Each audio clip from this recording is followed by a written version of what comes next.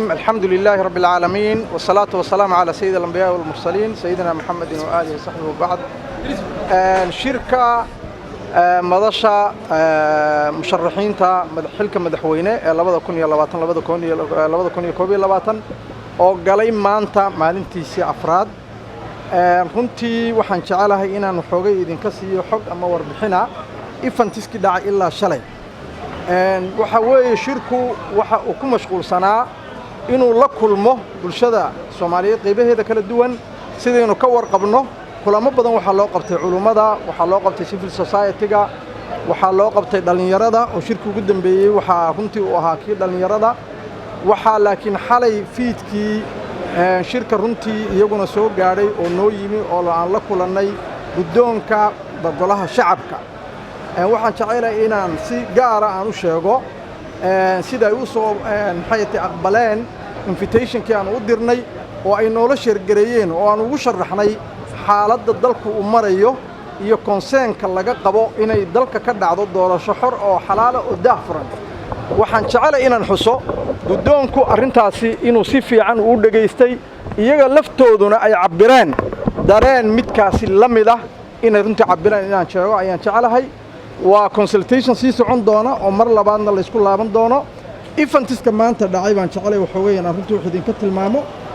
kulamada maanta dhacay waxa kamid ah kulan lala yeeshay culimada qaybtii harsanayd oo khaasatan culimada ahlu sunna wal jamaa waxa runtii laga wada hadlay sida loogu baahan yahay in laga wada shaqeeyo wacyigelinta amniga iyo nabadgelyada si dalka waqtiga doorashada oo ay daa'iman waqti xanaf leh in laga wada qayb qaato inay dhacdo doorasho xor ah oo xalaal ah oo dhexdhexaad ah waxay culimadu ku dheeraadeen iyagoo diinta ku xeel dheer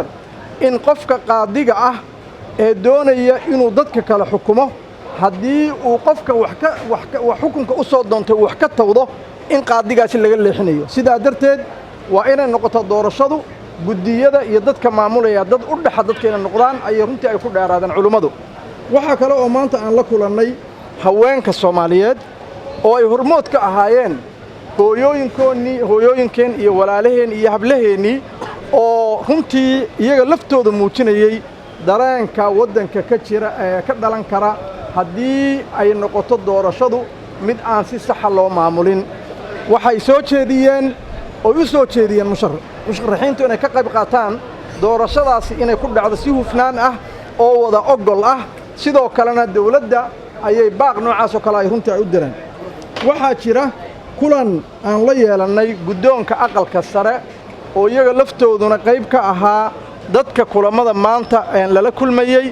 guddoonku waxa uu cabbiray mid la mid ah guddoonkii golaha shacabku warkii runtii ay sheegeen iyo concern-kii ay muujiyeen iyaga oo ka wakiila senatoriska dalka iyagoo ka wakiila kulankaasina runtii wuxuu u dhacay si wanaagsan ayaa runtii uu ku soo dhammaaday waxaanu galabta shantii galabnimo aanu shir dheer la galay international community ama beesha caalamka qolooyinka loo yaqaano 6+ oo runtii ay ku jiraan wakiilka qaramada midoobay wakiilka African Unionka ambassadorska kale faraha badan oo runtii Soomaaliya u qaybsanayaasha ka ah ayaa dhammaantood ka wada qayb galay shirkaasi wuxuu ku dhacay aaladda la iska arko ee Zoom-ka waxaana la isku weydaarsaday sida loogu baahan yahay in lagu soo dabaalo dalka doorasho wada ogol ah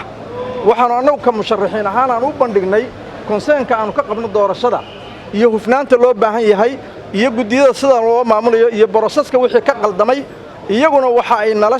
noo sheegeen in ay jiraan concern-nadaasi oo ay nagala shaqayn doonaan sidii xal waara runtii arrinta looga gaari lahaa dalkana ay uga dhici lahayd doorasho waqtigeedu ku dhacda oo aan haba yaraatay dib u dhac aanu ku imanin waxa kale oo aanu la kulannay oo dadkii maanta aan la kulannay kamid ah eldariska ama odayaasha dhaqanka khaasatan South West odayaasha ka soo jeeda oo iyaga laftooduna sidoo kale noo cabiray dareenka ay ka qabaan in dalka ay ka dhacdo doorasho nabadgelyo ku dhacda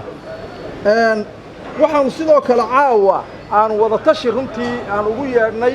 khabiir ka mid ah khabiirada Soomaaliyeed waa Professor Maxamed Cusmaan Jawaari guddoomiyihii hore ee baarlamaanka Soomaaliya oo xogogaal u ah doorashada 16 sida ku dhacday isaguna runtii caawa waxa uu nala sheergareeyay ama uu nala wadaagay fikirka uu ka qabo sidii doorashadana ay ugu dhici lahayd doorasho wanaagsan shirku waa socdaa kulamada berri ayaa laga yaabaa inaanu shirka soo gabagabayno waxaa jiri doona consultation iyo dabagal ilaa ay doorashadu ay runtii ku dhacdo si hufnaan ah oo wada ogol ah oo transparency ah waa mahadsantiin